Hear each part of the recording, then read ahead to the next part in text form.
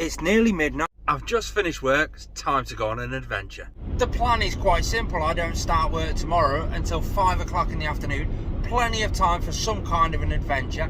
I'm going to head down to Snowdonia. I'm going to park up somewhere around Chapel Currig.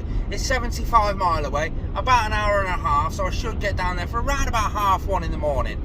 The bed's already made in the back, so I can just get there, settle down, get to sleep, get up in the morning, have a coffee, have some breakfast, pack my bag, get dressed, head up the mountain. We're going up moel siabod. It's one of those mountains. It's 872 meters above sea level.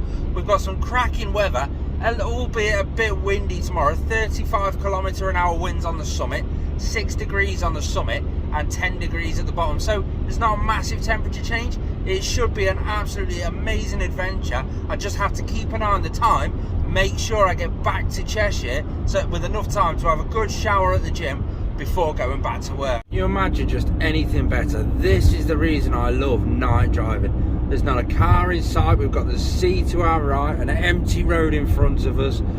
Slow down, chill out and just enjoy the vibe. After a little stop in the garage to get a bit of food for tomorrow's amazing hike and a bit of diesel, it's time to finish the journey off, the last 6 miles before we park up for the night. I got here, 19-hour shift followed by a couple of hours drive down here. I didn't quite get the lay-by that I actually wanted to park in. It was just full of people camping there, full of camper vans, so I've had to come down a little bit further. It just means tomorrow I can't park here and walk up the mountain. I'm gonna have to drive up to a parking spot and then go up, probably up Joe Brown's or somewhere like that. Anyway, I'm gonna bed down for the night. Peace out. Morning guys, it's time to get dressed, have a coffee, do my teeth, a bit of breakfast, then head up that mountain just there that's currently in the sky. That's my parking spot last night, just in a lay-by on the side by the lakes. A couple of people in tents, a couple of people in camper vans. This is the spot. So the mountain up there is up and over the top of that one there, and that piece is in the clouds. But if you look over towards the Snowdon range, it's actually quite sunny, so I'm hoping it clears up, even though the summit of Snowdon is in the snow, you know, in the clouds. Just look at that for a view.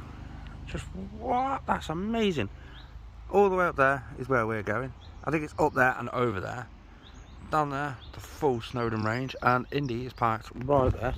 Down the steps, over the bridge, into the forest, and then start working our way up. Now the thing with this path is, on OS Maps there isn't a path, but OS Maps app has got it where people have walked and they've recorded their walk, and you can just follow that walk. They've walked where there is no path, so I'm hoping to do that. I'm not going to do the scramble down the other side solely because I've got to get back to Merseyside before 5 o'clock. Will I do it? Stay tuned to find out. Check out how cute those little lakes are just there. How cool. But now, into the forest. It's the joy with this path, not really being a path on the OS Maps app. You don't know where to go. So I've just come up that path there, check the map, and it says there's a path to go straight over. It's just forest. However, there is a little cut through up here, so we'll have a look at that one. I'm just following a path that somebody else has already done on OS Maps app. So is this even a... That's what I'm looking at just there, because that is straight over. And it does look like a bit of a path. I don't know, we'll try it. The GPS on the OS Maps app will track me to see whether I am actually going the right way or not. So, but look at that path. And that one there. They go totally different directions to where I need to go. I need to go straight. So we'll just try it. What's the worst that can happen? It's amazing how many times this year I've seen this from the big storms, but my path is blocked by a tree. Oh no.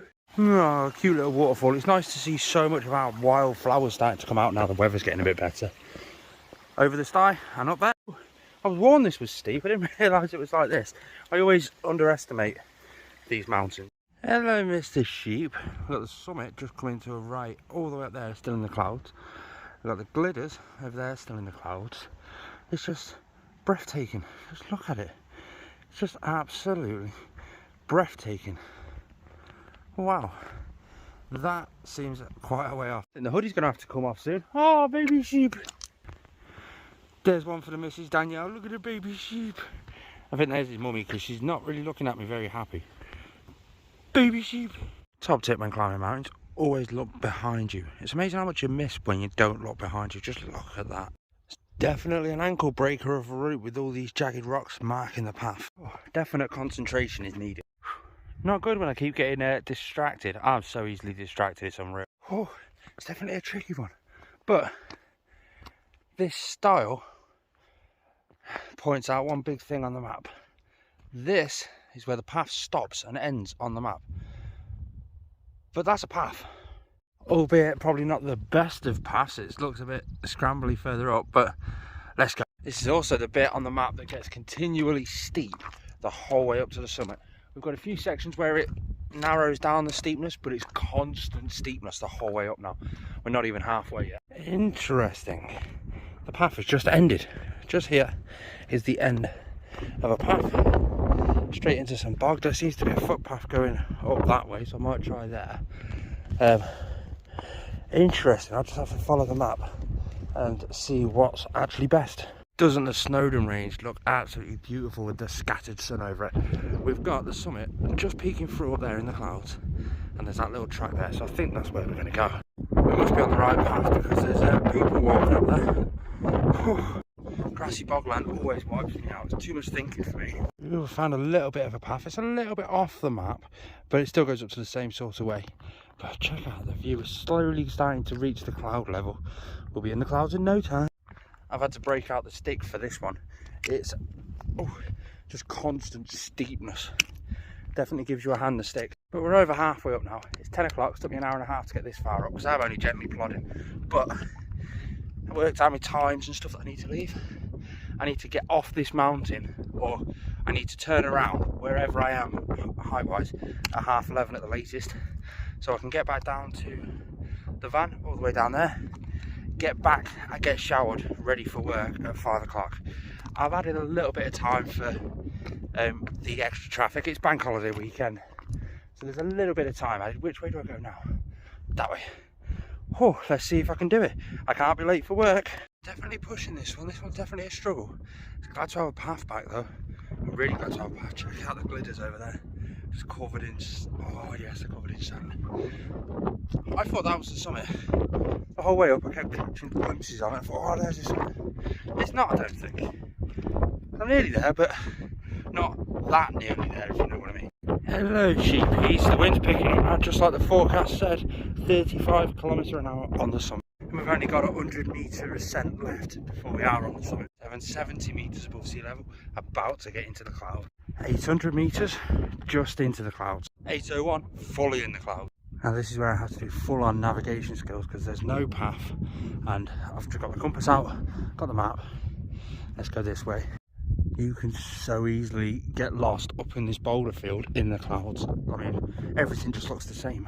It's quite disorientating running through that boulder field trying to figure out where you were going, but good map reading skills is definitely essential when you're in the clouds up here because there is no path. Well trodden grass verges, you can follow them, but then you just hit a boulder field and it's like, well, where does the path go now? But 850 metres, as you can tell, thick in the clouds. 860 metres, not far to go. I can see the summit just up there.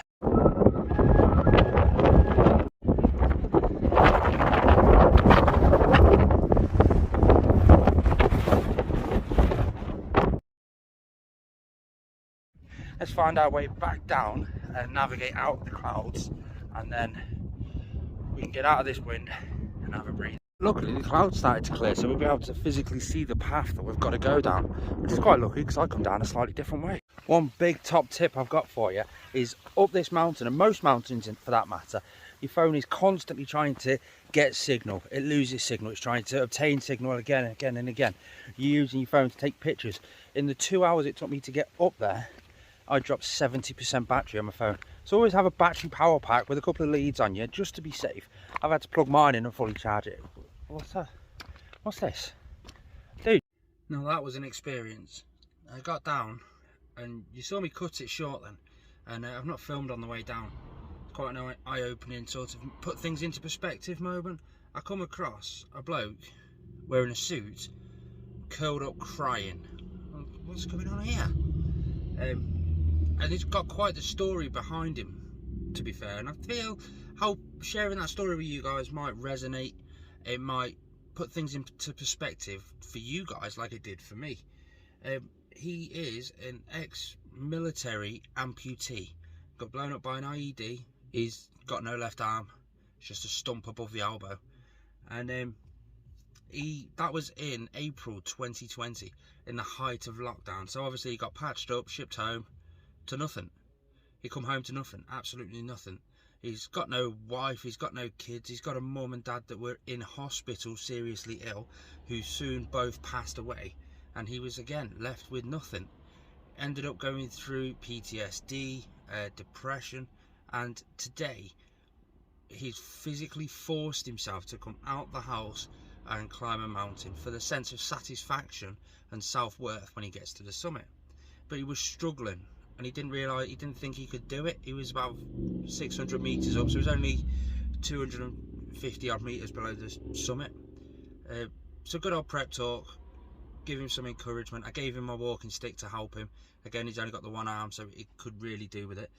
But the thing that confused me was, why was he wearing a suit? Was he going to do something he shouldn't have done? So I just had to sit down there, proper talk to him, get to know him, got his phone number. I told him to phone me when he gets to the summit, which he's just this second done.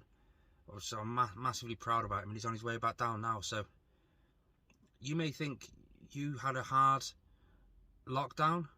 Imagine how hard it was for him. Everything he knew just got cancelled, and he got sent home to nothing, and he lived with nothing, went through depression, PTSD. The poor git. I told him the best way to get yourself out of it is to get out and give yourself some self-worth. It really does put some things into perspective. Anyway, that was moel siabod. That was my journey. I'm going to head back now. I've done it in 3 hours, which is 3.5 hours, sorry, which is an hour off the recommended time it should take. They say 4.5 hours. It took me 3.5 hours. I'm going to head to the gym, get showered, and head into work. Peace out, guys.